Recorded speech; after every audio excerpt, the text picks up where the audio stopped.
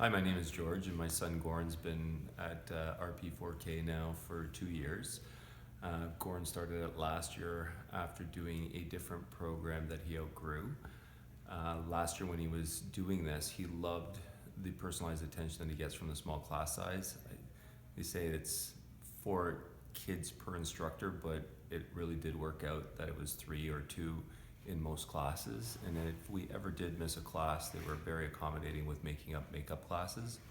Goran learned a lot in these sessions here, so much so that when he was conversing with my brother-in-law, who is a computer engineer, they were talking to each other more like colleagues and really getting into the code and getting excited about the different things.